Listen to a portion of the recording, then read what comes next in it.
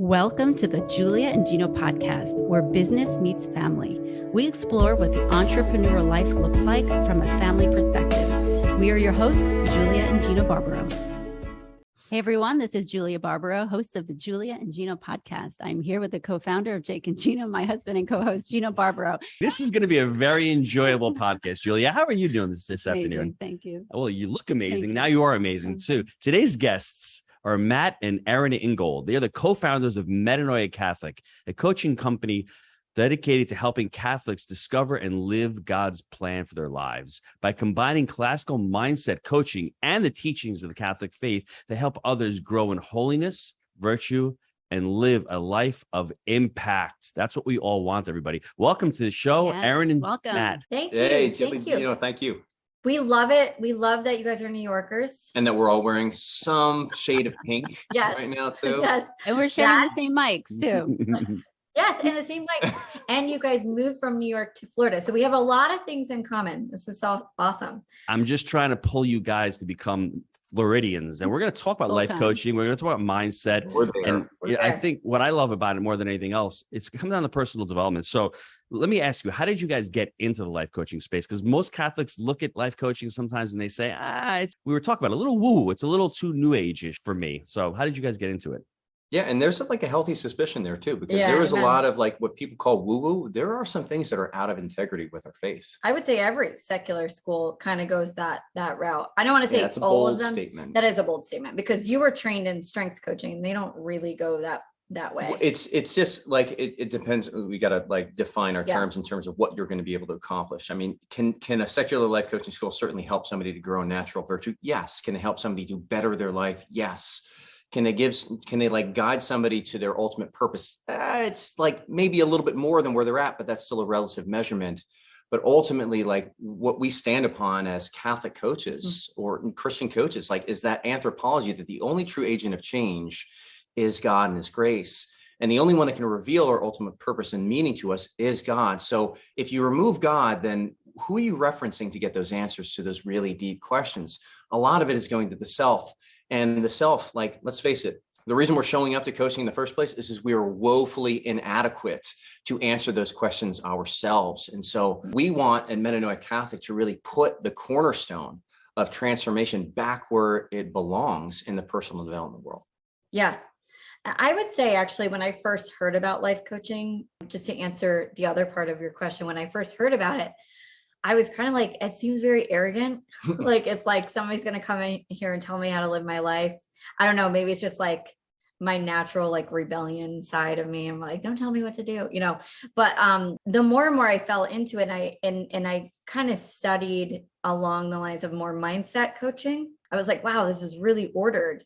Mhm. And I studied theology in my undergrad. And I was like, and if it's ordered, there's a chance I bet you there's some doctors of the church, some teachings about this that I haven't maybe uncovered. So I went on a research project trying to find that stuff. And holy cow, I found a lot. And I was like, wait a second. So are you telling me that Jesus was probably the first mindset coach? We'll say that. But then also like St. Thomas Aquinas and St. Ignatius of Loyola, like they have used a lot of these practices. Mhm. They were all pointed towards God, of course, like their greatest fulfillment, everybody's greatest, the beatitude in which we are called to. But yeah, so that was kind of my journey along that. It was like I was introduced life coach world and then moved more so into doing my own research and how it tied into the Catholic faith. Yeah, we love the way too that the secular life coach world had made a lot of these things, that these practices that you could find them in the doctors of the church, made them very practical and very easy and very appealing also to the modern age, right? And that's always what we're supposed to do as evangelists, is to take that original deposit of faith and represent it in ways that are receivable to contemporaries. I want to talk about one of the tools that you created, because as Catholics, we don't really like to talk about sales, and sometimes sales and making money doesn't feel great, but how else are we going to provide for our family? How else are we going to pay the bills? And how else are we going to help others create a life of impact? My wife ordered a couple of journals, couple extra. It's okay. It's all right. I Okay. got a couple more. But talk about the Metanoia journal. I've been using it the last couple of days. And what I've been doing in the morning is I've been taking time out in the morning, not going on the phone. And this is the first thing that I do in the morning. And I'm not a good journaler. And I know a lot of you out there are going to say, oh, I don't like journaling. It's a waste of time. It's painful sometimes. Just to sit quietly. I know. Well, it's just sit quietly and to have your thoughts come out. Sometimes it may be boring for some people, or you may be uncomfortable. So, Matt, why did you create the journal? And the second question, to piggyback on that one, how can you use it effectively for the listeners out there? Sure. Well, I mean, the journal was really something we created by accident, quite frankly. Erin had one of her very first clients, and she was doing work with them. She was the first one to step into the go out there and start coaching. And he came in, he was a personal friend. He's like, you know what? I'm just going to stop doing the coaching just because I'm not really doing the work in between sessions. One of the things that we realized was that, we were like meeting, and then we didn't really we're practicing a lot of these skills, these mindset skills on the session, but then we weren't really giving a tool to people to be able to do the work in between sessions. So it was kind of like going to a coach, like a fitness coach, and like doing your personal training, but then in between personal training sessions, not doing any weightlifting. You're eating cheeseburgers, basically. Yeah. How much growth are you really going to have? In fact, there's a lot of cheeseburger eating. That analogy, we could really explore that too. So we just got out of church. I ran into him. I just developed a prototype, something that was going to allow me to kind of continue doing some work beyond a course I was finishing up. And I said, how about this? I'll bet you $100 that you can't do this kind of little journal every single day for 60 days. And if you do it, then I will pay you $100. But if you miss one day, then you pay me $100. So all the power is in your hands. Well, at the end of 60 days, I paid him $100.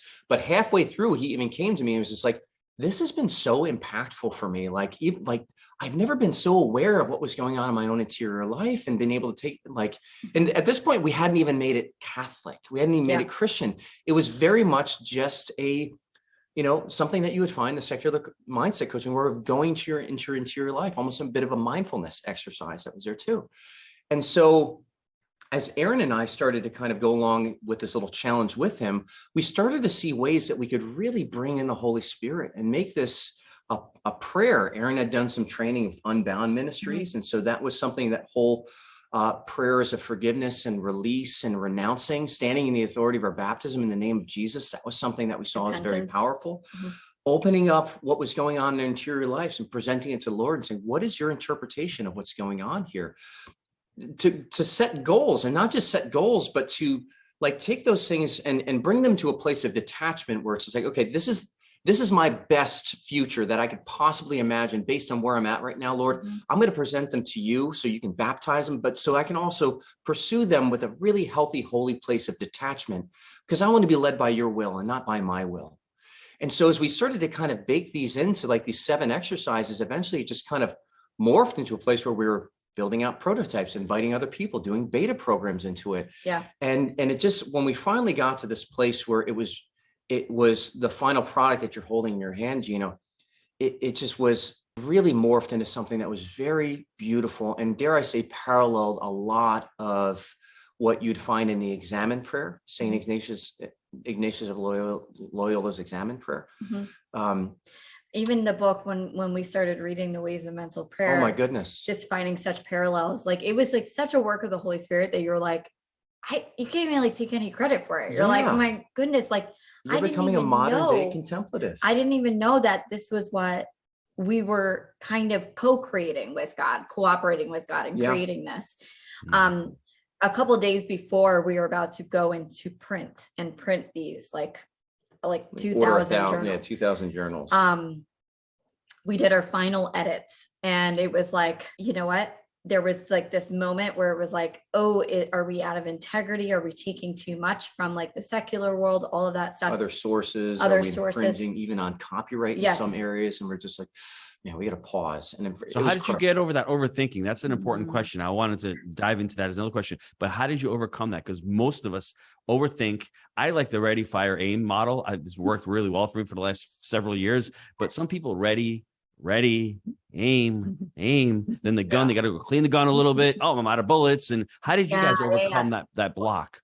So I think it's actually interesting because our personalities together, we are like you. Like we just go, go. And rarely do we stop and reflect. I slow a little bit. Erin is the activator, I am, right? I'm like, boom. Go. I'm like, it's better, we ask for forgiveness, then permission, like that kind of stuff. But there was something in both of us and we were both like just feeling it. And this is usually my confirmation because like if he aligns with that intuition, I'm like, okay, let's just like sit and pause.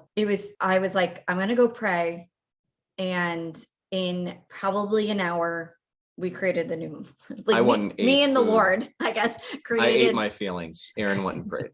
Created like the second page of the journal. Like basically it was like not like that. And it was totally different. And we gave so much more space to the metanoia portion of the journal, which is the most important part.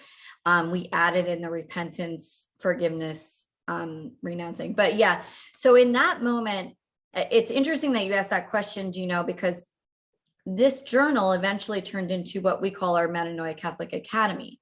There were so many people using this journal and they're like, I know there's different ways of using this journal. And instead of getting on the phone with every single one of them, we created like this academy that people can join monthly, month to month. Membership. Yep. But one of the things that you were talking about was what we call kind of this inactive or passive action, where they'll just take in lots of information, but never actually act upon it.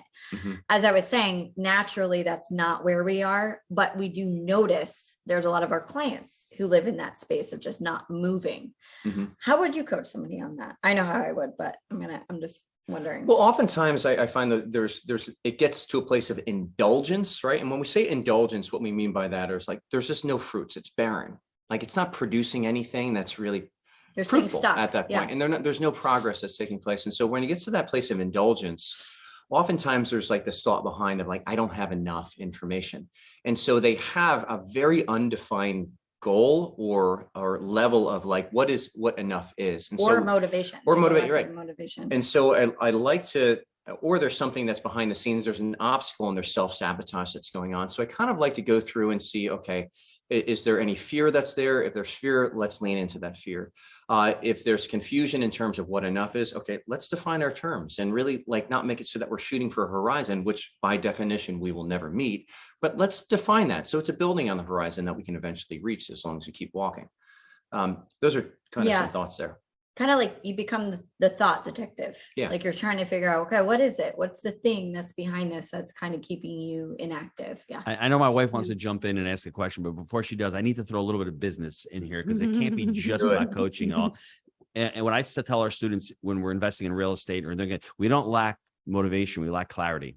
And we talk about buying real estate properties and get clarity on what you're trying to buy, get clarity on your exit strategy, get clarity on your goals of what you're trying to accomplish. So I think that's what coaching actually allows you to do. Whereas therapy may be a little bit different, where you're really looking back in the past and sometimes you're stuck in the past. Coaching acknowledges what happened in the past, but you're also looking towards the future and trying to work in goals towards the future. And we should also say that coaching really deals with people who are mentally stable. We're not talking about people who have serious psychotic problems or really mental illnesses. That's more for therapy. We're talking for people who are just stuck, who are just in a rut, who don't know what the next step is and who feel a little stuck. So that, people don't really, like I said, don't lack that motivation. They lack the clarity. And that's what Matt and Erin and Julia and Gino are trying to provide for people. Yeah, I really want to get to the mindset part of it, because this to me was the most wow moment, I think, in all of, as we were talking a little bit before the podcast, I really made fun of my husband when he wanted to become just a little bit. I was like, this is ridiculous, but go for it. I gave him the go. I said, do it. But I did notice, oh my gosh, did I notice how many people he helped? And when they came up to me with like teary eyes, these are men with teary eyes saying, your husband really changed my life. I'm like, really? My husband, the real estate guy? Okay. What did he do? Let me paint the picture for everybody. It's December of 2018. We're going over the Mario Cuomo, the former Tappan Zee Bridge. We're going in one of the towns in New Jersey. It was during Christmas week. It took us 2.5 hours to get there. It's usually a 45-minute ride. So I'm saying to my wife, I'm really sorry. I'm putting you out on this. We're here in New York for 10 days and I'm working during it. So we go into the basement of this real estate meetup and there's about 50 people there.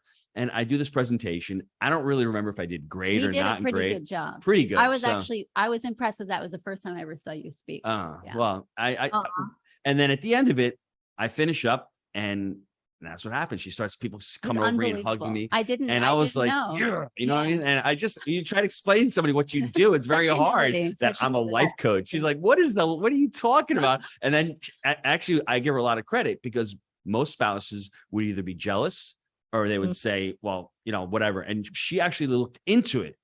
Yeah. And she went to coaching school, a Christian coaching school. And to me, I think she's a 10 times better coach than I am as far as life coaching. Yes, she's softer. She's a better listener. I'm not softer, actually.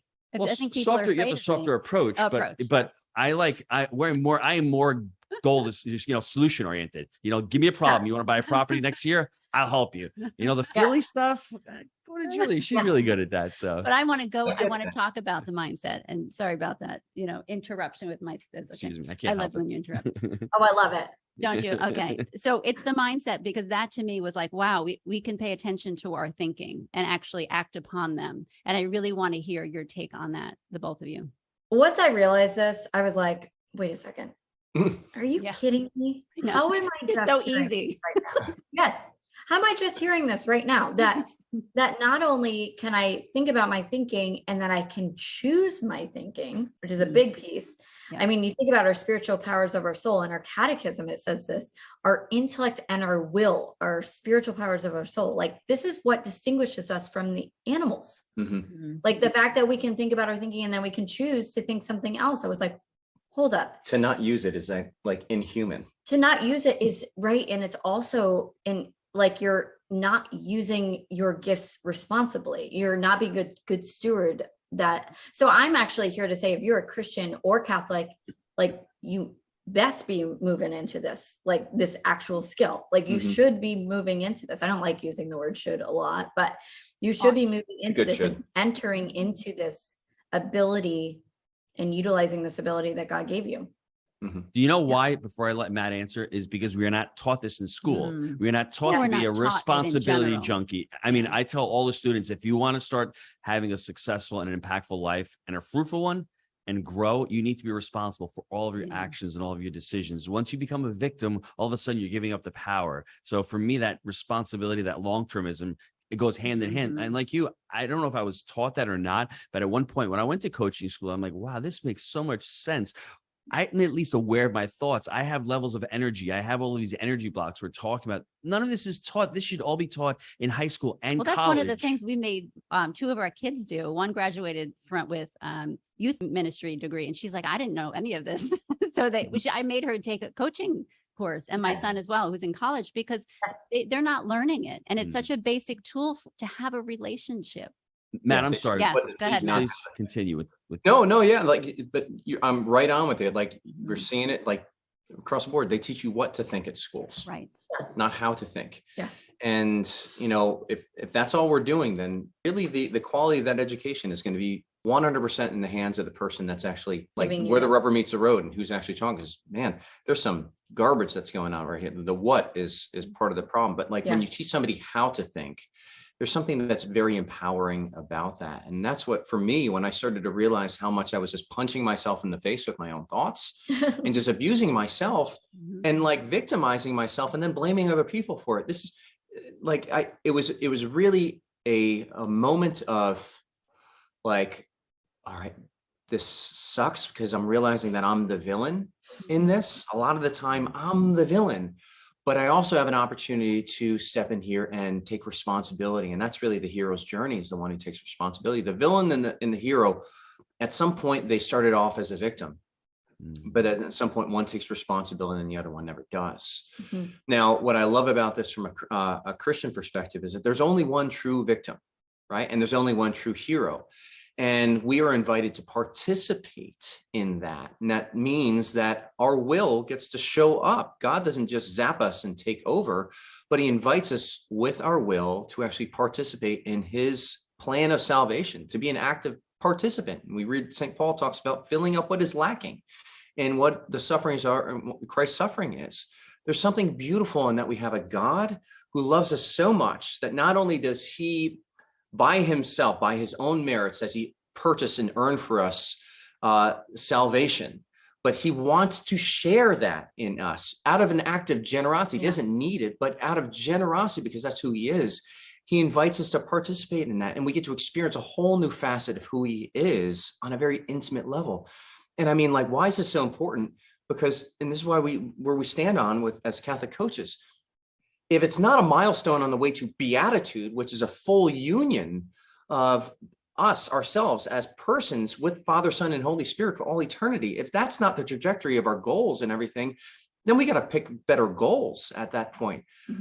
Or we need to make some adjustments. Yeah. Mm-hmm. Can you guys objection block some of the other objections that people talk about with coaching? Oh, coaching's not for me. Oh, I don't have time. And then I would love to hear maybe one or two stories or examples of people that you've helped and being able to help transform their lives. Yeah, I think rarely do I get on a call with somebody who says like coaching isn't for me. It's usually people who don't call you who think that, right? But, and maybe it's my conviction that's contagious. I don't know. I'm like just guessing. Do you know that you're sanguine, of the sanguine temperament? And our enthusiasm can be very contagious in talking to people. But I do believe that everyone would benefit from a coach.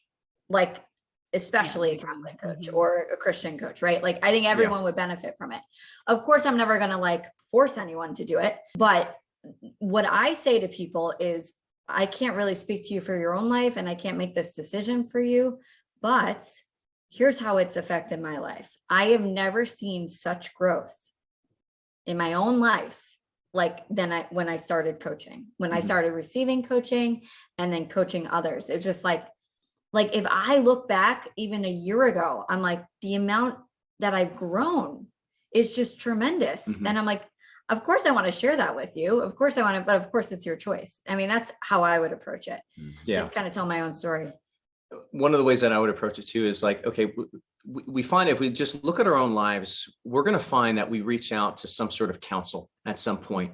We recognize that like we've hit a wall, we can't kind of figure it out on our own. And so what do? We naturally go to somebody else and we seek good counsel.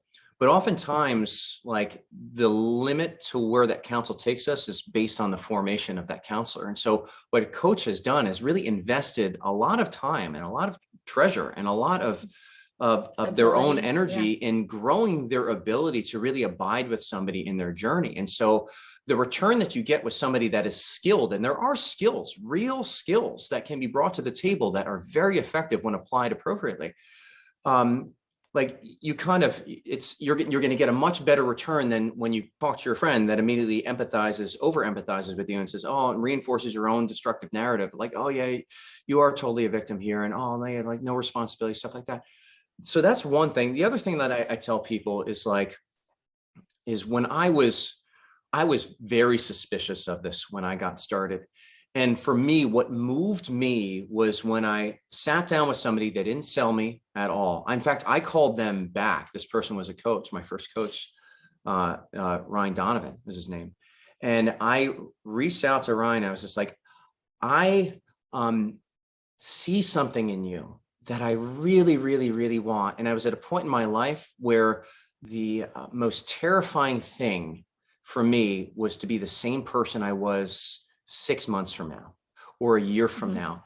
And I remember asking him, and it was like kind of like my analytical mind, like, okay, what's my ROI going to be on when I make this investment? Because it was significant. And he just looks over at me square face and he said, Matt, end of 6 months, you're not going to recognize yourself. And for me, there was something so consoling about that. And I was just like, I'm sold at this point, because I was stuck. And I'd already gone through the bootstrapping of trying to get myself out of there, and it hadn't worked at that point. And I think you kind of knew you were stuck, but you didn't have the words to say it. Like you didn't have the actual like language to be like, it was painful to admit it. Yeah. Because then they're like, it just sent me on a trajectory of despair at that point. So do you mind if I add a couple other things? I think the coaching for people they really should listen to. First thing is free. When you get something for free, you don't, this is why socialism doesn't work. You just don't honor it. You don't, but if you start paying $1,000 an hour, $5,000 an hour, all of a sudden you're listening to that person. Yes. And I think the other thing is that as coaches, we're pretty detached to the situation. Whether you succeed or you don't, that's up to you. We don't have a fight in the game, and we're not going to change our rules or our skills to suit your needs. So we're being detached is important. If I come to my wife with a problem, she has sort of a say in the thing. So she may not give me honest and raw feedback and tell me the truth. So I think it's really important. That's what coaching allows you to do. Yeah, but maybe that's why I come to you. Maybe that's why I'm coming to Matt and Erin right now. And I'm going to come to you. So it can be a minefield when your spouse shows something like my kids are like, this is the worst. We have 2 life coaches and parents. This is horrible. Yes. The questions are very different at our house. They don't ask, what's the matter? What's wrong? The fights are in a completely different language. Yes. Like, I'm having a thought that is creating this feeling, and you're having a thought. It's like that. I did not ask to be coached right now. Yeah. That's right. Stop coaching. But what you just said to me was so profound, and most people probably wouldn't even catch it. You said, how do you feel? Most people are never even asked that question. What are you feeling? How we just go through life and not even try to explore our own feelings. And that's what I think when you're talking to a coach like Matt and Erin there, you can explore your feelings and you can get them out and not be judged and be able to have that conversation, because ultimately we all have the questions and the answers inside of us. I need Matt and Erin there pulling those answers out, because I may be afraid. I may need that space, but that's what I need a coach for. Matt, you mentioned most people go to a friend. They go to a family member, somebody that they're familiar with, that they know what they're going to tell them. Yeah, they already know what they're going to say. And so that's a lot of us as a victim. We're like, well, I need someone to tell me I'm okay where I am. I need to stay, because it takes effort. It really does. When we go to a coach, it takes effort. And, I see people are like, oh, I have to cancel this week. I'm like, no, you don't. I'm going to see you at 3:00. Like, she's afraid of a 5'1" blonde, 119 pounds, 250. Buy the deal. It took you 2 years. Why did it take you 2 years? And I'll give you another quick story. I have a coach. His name is Bill Ham. He's amazing. He's super intelligent. He kept telling himself he was lazy. He was lazy. He was lazy. I'm like, Bill, write the book. I'm too lazy. We're at a boot camp one day, and Bill sits down with Julia, and Julia's talking to him. She's like, Bill, call me on Friday. We'll start writing the book. And 6 months later, the book is finished from weekly calls, getting on with Julia. And she knows nothing about real estate, detached. And I'm like, really? And then in the intro section, she gets all the acknowledgement. Hey, he's like, Jake and Gino, thanks. And if it wasn't for Julia, I would never. And obviously it's true, but it stung a little bit. I'm not going to lie to you. I could tell, because he talks about this. Talk about it all the time. I'm like, what did you do, Julia? I had the best laugh. It made me really happy when I read it. You got on the phone for an hour to talk to this guy. You have no strategy, no business, but at the same time, what I'm making on the fun other of it. part, we really, and like I said, if you're going to go to someone, let's say you can't, you don't have a life coach right now, but you will. Everyone listening, find out who you're talking to, because if you're going to talk to someone that's just going to say, yeah, you're fine where you are, poor you, we have to, boy, baby, you are good. Be out there. My next question is, why should you question associations? There you What go. a mind reader, really good. But amazing. before you answer that, I was just joking about that with Bill. She was, and he actually wrote a second book. No, it's amazing what she did with him, because she gave him the space to get there. She held him accountable, because every week, Bill, did you write another 20 pages? Bill, did you write another 20 pages? Like what Matt said, you're putting in the work in the journal, or you're putting work in yourself, and you're being held accountable by somebody. So that's really, really important. So these associations, why you guys wrote a blog article, I think, on questioning associations. Why should you question them?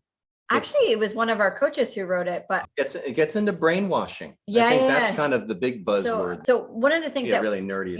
One of the things that we teach, and it's like our basis for our coach training, but it's St. Thomas Aquinas's philosophy of psychology. Mm-hmm.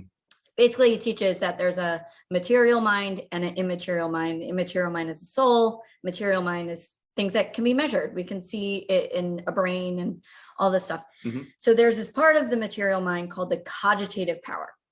Basically, its only function, or no, it's got a couple functions, but one of its functions is to create associations. So what is an association? It's just a grouping that we make. We share this with the animals, though, too. Mm-hmm. My dog smells bacon. She comes running. She's like, bacon equals good. Mm-hmm. I don't know, rain equals bad. Like, this is like, I'm thinking of my dogs. Rain equals bad right now, because our dog got skunked about a month ago. And every time it rains, she gets wet. Like the house smells like a skunk again. Yes. it's like reactivate skunk smell. So I have a new association yes. with brain. So anyway, so that's what an association is. But a lot of times we don't question even our associations, which a lot of beliefs and thoughts are built upon. So let's just say, for example, somebody has a really bad experience, like a girl in high school has a really bad experience with a boyfriend. Like he's abusive, he lies to her, he's manipulative, and she makes an association, men who act this, like men who remind me of this guy equals bad. Right down the line, she creates all of these other thoughts and beliefs around, and then maybe even becomes more extreme. All men are bad. Now it's like this big tree that's been like, it's this big, like rotten fruit tree, right? That's blocking her from opening herself up to love, to anyone, to any man, you know, and it goes like a very wayward way. So this is why we want to challenge these associations, these groupings, these things that we're making equal bad or good. And so we actually give series of questions to our coaches to actually even challenge these associations. Like, is that good all the time? Who do you think would want you to continue to have this association? God or the enemy? And the beautiful thing about associations is it allows us to actually live without having to think really hard through every sort of situation. So once we can kind of group something as good, we have kind of a habitual inclination towards it at this point. And so our body is already kind of moving towards that good without us having to cognitively engage at that, because we have a limited amount of cognitive power here, a limited amount of brain energy. I remember the book, The Power of 50 Bits. It talks about like conscious brain capacity is really that. There's limited brain juice. And so God designed us so that once we can know the good, we can kind of habitually start to move towards it. And that's when the cogitative power, that power of association, is working to our benefit. The problem is when it makes an association that's not really aligned with reality, right, of what one is. And we end up making snap judgments, and we end up, like in the scriptures say, we call good bad or bad good, or the light darkness and the darkness light.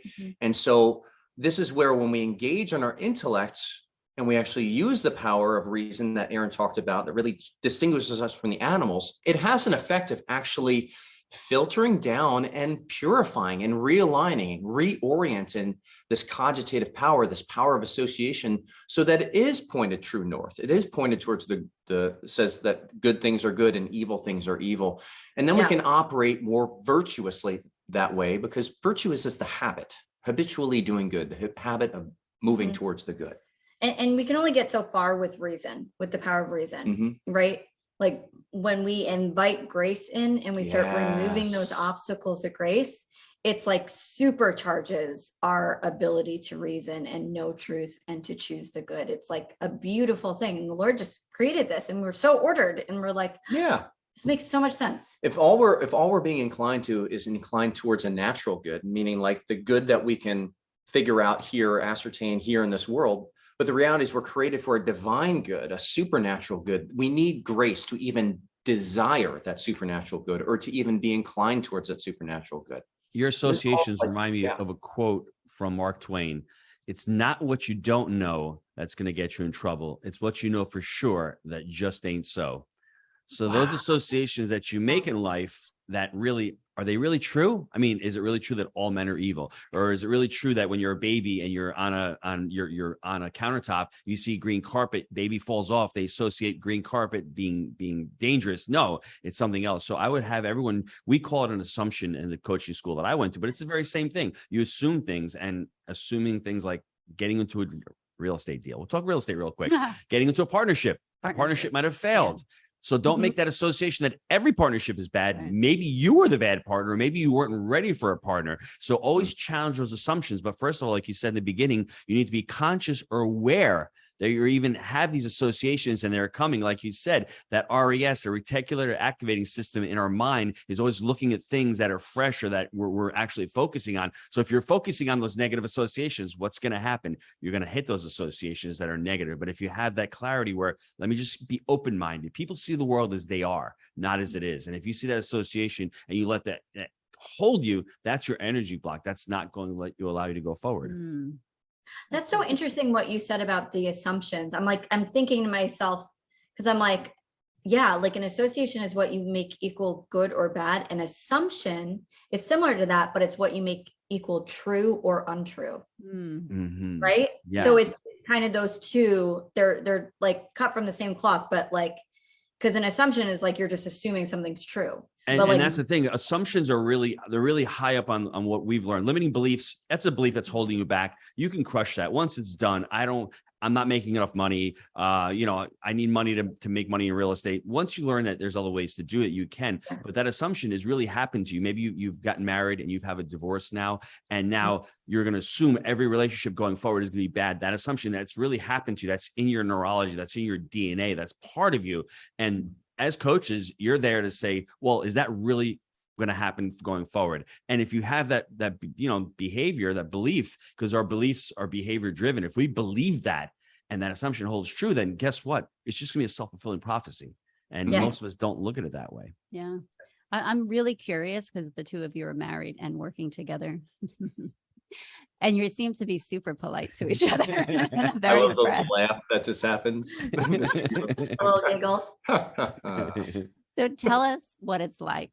We share what it's like for us. Yeah, it's super fun. Full when we talk disclosure, about I love it. I would we not want love to have it any too. other I way. agree with you. I mean, this is part of But what it's I want to different do. than in my if you day. have, you and Jake are different, you have a different relationship, obviously, because, more feelings come in, just saying, sometimes you irritate me differently than somebody else. Like I said, I'm sitting here not doing anything. I'm getting blamed again.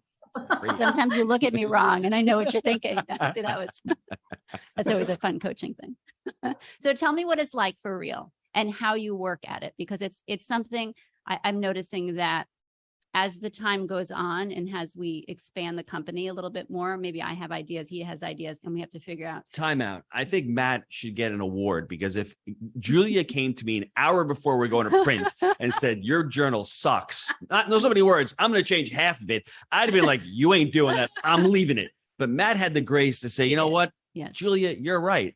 We could make it better. Yeah. And most of us don't And I'm have gonna the use you humility next time, Matt. and the grace Remember and what the Matt said? patience to Yeah. do that. So Right. didn't mean to cut you over, baby, That's but fine. now you can yell at me. But seriously, I mean, kudos to you for doing that, because that's really hard. That's our ego gets in the way of a lot of things in life. That's one of the downfalls of every strong business person, every strong leader, every strong father, that he's there and we don't want to let go. Because my wife will tell me a lot of things that I know sometimes to be true, and I don't want to know. I mean, like, listen, I'm singing opera right now, and sometimes she just says I don't sound as good. I'm like, you see, it is. I'm like, oh, but you know what? She's right. Ultimately, she's right, and it's hard to admit it. Yes, that's what you say, baby. It's okay. Sometimes you just need to tone it down. See, we're having a little therapy session here. It's great. You're letting our feelings out. Matt, how do you do it, Matt? Give me the secrets. By the way, Matt does sing very loudly, and I say the same thing to him. Okay. I'm like, I love your voice, and I'm trying to concentrate. Decibels. Yes. Conscious of decibels. Well, you're right, Gino. I'm very virtuous. And so that is, It's true. I'll hang my hat on that. Gosh, you know what? So we've been doing a lot of work right now, actually, with the temperaments. And so I'm kind of seeing things through that lens at the moment. And so not familiar temperaments, personality tests, one of the oldest, if not the oldest personality test in the world. From the Greeks. But you've got these 4 different temperaments. We talk about right now. We got a series on our podcast, Catholic Coaching Podcast.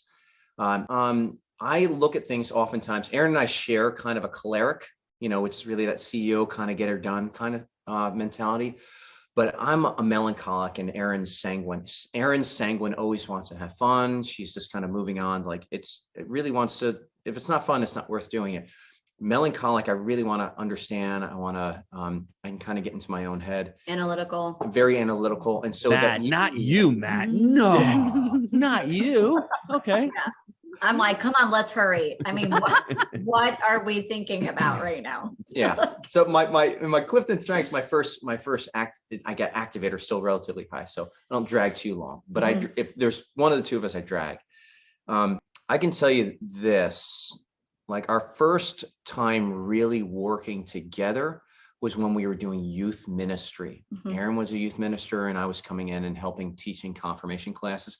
I just gotten done teaching at the basic school in Quantico. So I was teaching all the second lieutenants that were coming into the Marine Corps. Who were all like, I love everything you say. I'm obsessed with you. Oh, it's just It was very different thing from like high schoolers. Yeah, Teaching them like catechism. went from Very a different very engaged audience to like a zero engaged, like disengaged. you couldn't pay me to pay attention. And so like I really wanted my melancholic, my choleric, this is how it's worked in my military school environment. Like I wanted to set up like our classes like that. And Erin was like, I want to do these things called icebreakers. I was like, those are so lame.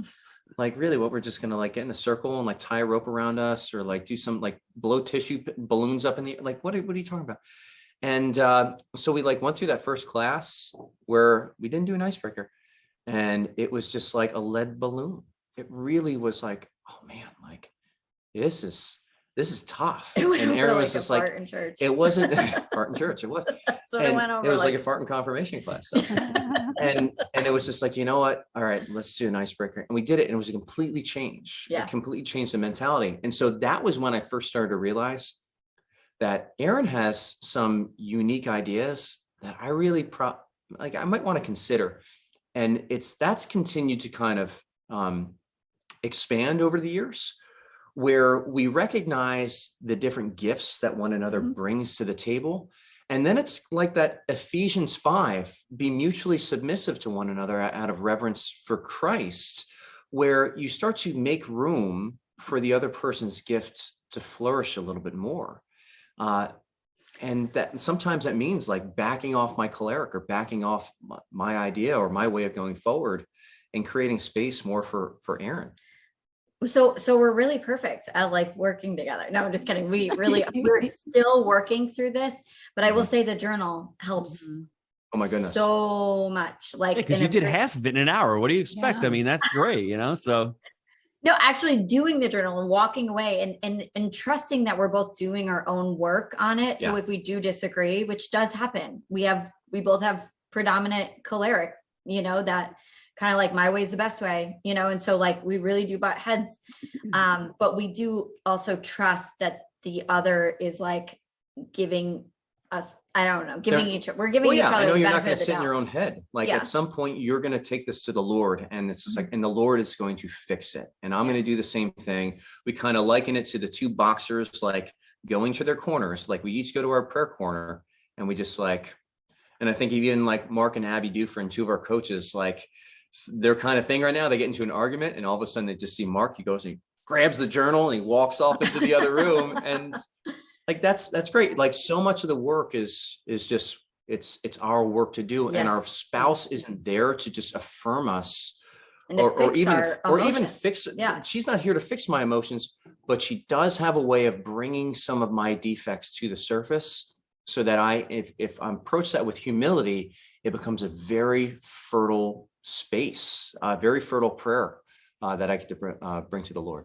That is beautiful. We could talk for hours, but before we sign off, I want all the listeners to know where they can go to the website, check out all your services, buy the journal. Where can they go? Podcast info. Your podcast is amazing. All of our stuff you can find it all on CatholicCoaching.com. Very easy. And we have our podcast there. You can access some of our podcasts there, or all of the podcasts. No, all the podcasts are there. And if you go to the site, there's like two really important tabs that are there. Actually, there's a lot. It's all important to me, but you can get the journal there. You can even download a free copy of the journal by hitting get started anywhere on the page. And that'll give you even a little tutorial on how to do each one of the 7 exercises. That's a great gateway drug, we say, to Metanoia Catholic. Put some negative association on starting to work with us. Great job, Matt. Like you will feel high after It'll be a spiritual high. But then there's also like we have the Get Coaching tab and Get Trained as a Coach. So Get Coaching will either lead you to our academy. Erin talked about that, or we also have some resident coaches that can do some one-on-one coaching. But we're really excited about a certification program we're launching in the spring because we want to see more Catholic coaches. Our vision is to have a Catholic coach in every single parish because these priests, they're tapping out. They've got way too much pastoral administrative responsibilities on top. There needs to be some sort of lay people coming to the table and reinforcing the pastoral responsibilities of the parish and helping people to clean their interior life, to be transformed by the renewing of their mind. And so that certification we're getting ready to launch that, though we've really been training coaches for the last couple of years with our purgative way training. And this is an evolution of that. But we have something else that's self-paced for people that want to kind of dip their toe in, or maybe their life coach is trained in a secular school and they really want to ground their coaching in the full like Christian anthropology. That's what our Catholic Coaching Foundation's course is for. And so you get a community that's alongside that. You get to really rub elbows with a lot of great coaches. Coached. You get coached with it Weekly. but you get that really firm foundation of making sure that your coaching skills are tied back to the catechism, tied back to a lot of the doctors of the church, and grounded in a true understanding, a Catholic understanding of who the human person is. Because if you get that wrong, if you don't really understand who we are, how are we going to make that better? You have to know what the nature of the thing is in order to improve the thing. In this case, the thing is not just a thing, it's a person. We have to know the nature of the person, how God. So before Julia wraps it up, the conversation that Matt and Erin had when Erin came to Matt and said, I think we're going to certify coaches, do a coaching program. Matt was like, I got to think about that. I don't know. And Erin's like, done. We're already starting it, and we're launching in the springtime. I love it though. So buckle up, Buttercup. Right? It's okay. You're successful though, and I think that's important because my husband and I deal with that too. Sometimes he's like, "We're going to do it." I'm like, "I'm not ready," But I think that's why we do things, and I think that we need that in our lives. Could you imagine both of us were the same? And first of all, that would be boring. You should watch our Instagram video we did about 10 minutes before we got on with you. It was a 45-second video, and she's looking at me. I'm like, whatever happens, just let the words come out of your mouth. It's great. You know what I'm saying? It's okay. But I appreciate that about you too. And I have to say that I stumbled upon you by someone who recommends. So someone sent me a link, and I somehow found you, the two of you. And it was just a beautiful podcast that I watched of the two of you. And I was so thankful. And here we are now. You're on our podcast, and it is that you have to say, okay, yes, I don't know these people yet, but I'm going to know them. I'm going to like them. And I loved our conversation. So I just want to thank you for that. And I just want to thank all the listeners out there for giving us the privilege of spending time with the four of us here and talking about God, talking about making ourselves better, talking about working with personal development, and then ultimately just not about us and about us setting goals, but impacting others' lives as well. So just want to thank the both of you for being on, and go buy the journal, everybody. Thank you so much. You guys are such a joy. We can't wait to come hang out with you when we live in Florida. Absolutely. I come back to Florida. We'll have a party. Definitely. Thanks, guys. Thanks. Thanks, everybody.